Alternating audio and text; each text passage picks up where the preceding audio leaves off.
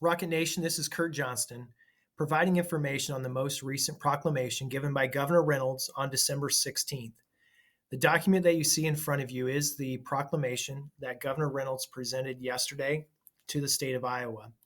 Now, not all of the information may apply directly to our elementary and junior high and high school building, so I wanted to highlight just a couple of different bits of information so that you are aware as we begin to open up some of our youth activities.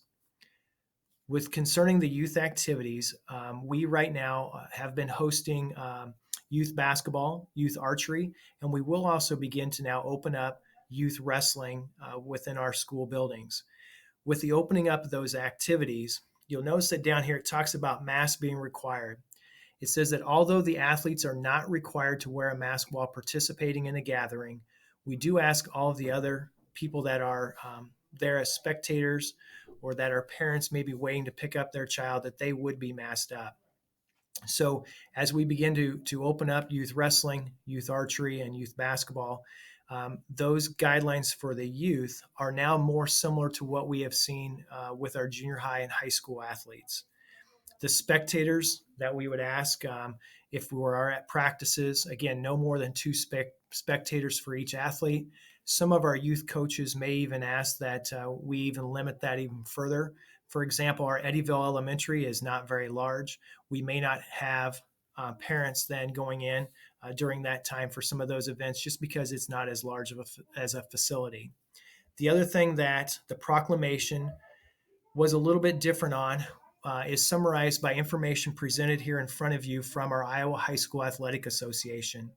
Now, the proclamation from Governor Reynolds is going to be going from now through January 8th, so thereafter the first of the year.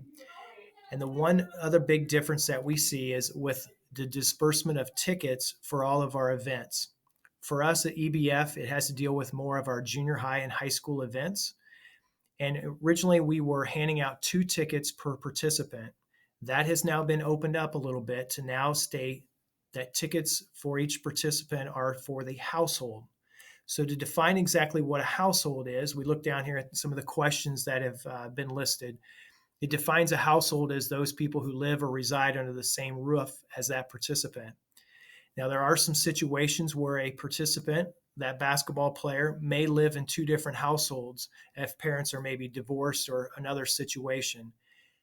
If that individual lives in 2 different homes, both of those members of that household would be allowed to now have tickets to be able to come to the game.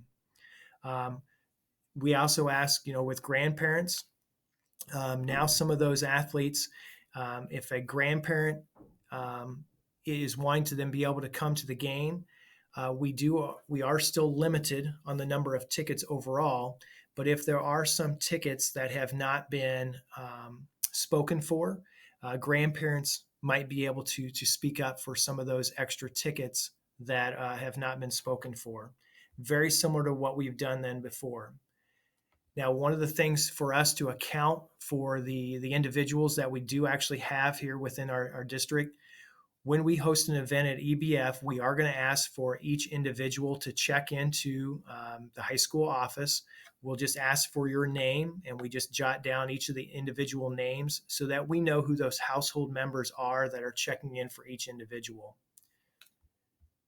There are further questions listed down here below. I'm not going to get into each of those, but we would ask that those households, when they do come to attend the games, so the second question here on this second page, we would ask that those households, for them to sit together, but we would ask that, even though they are still masked up, that they would socially distance themselves from other households.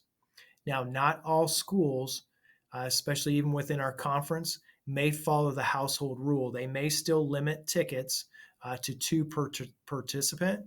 And again, a lot of that could be based on the size of the facility that we are then playing in. We'll give you that information as soon as we then can for our events. But if you happen to have any questions, don't hesitate to let us know here at the high school office. Again, 969-4288, or you can email me directly at kurt.johnston@rocketsk12.org.